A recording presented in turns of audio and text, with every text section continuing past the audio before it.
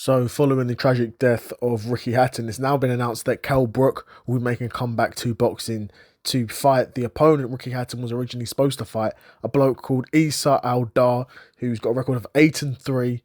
He's a UAE resident, and that's his nationality. He's 46, and this dude has fought absolute nobody good and has lost multiple times to absolute nobodies, right? Uh, Kell Brook is saying that this is a tribute to Ricky Hatton.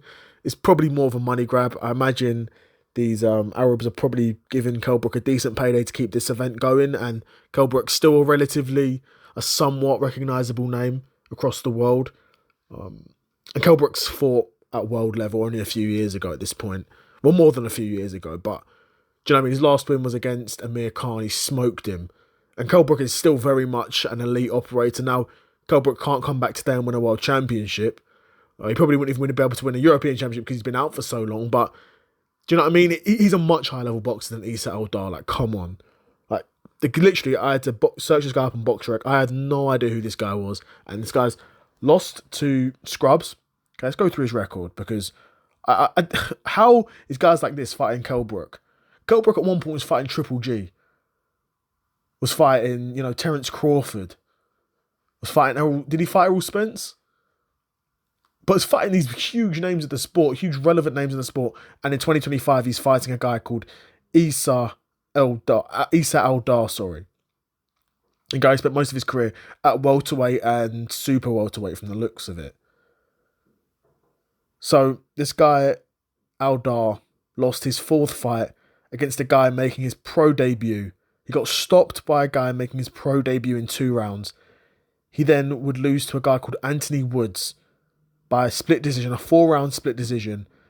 Anthony Woods, a guy who was 6-13. Didn't even have a winning record. And then in his last fight, he fights a guy called Pedro Delgado, gets stopped in the first round by a guy who's 6-6 in Mexico. Right? And this guy's supposed to, be a dance partner for Kell Brook. Like, come on, Kell Brook's going to smoke this guy.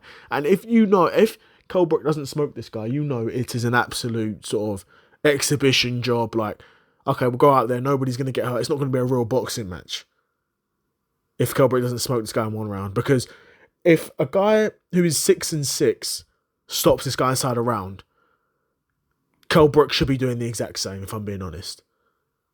So yeah, we'll see. This fight's supposed to happen in February. I believe the original event was supposed to be for December, but unfortunately, Ricky Hatton tragically died. That's just what happened. It is what it is. But what are you going to say? He died. And obviously that fight's not going to happen because you can't fight a dead man unless it's The Undertaker. So Issa Al Dar will be fighting Kell Brook in, I believe it's in Dubai or Arab, wherever the hell it is, in the Arab Middle East somewhere in February. And I'd be curious to know what you guys think of this fight. Do you think, like I think it's a joke, it's a farce? Do you think Kell Brook will win this fight pretty easily?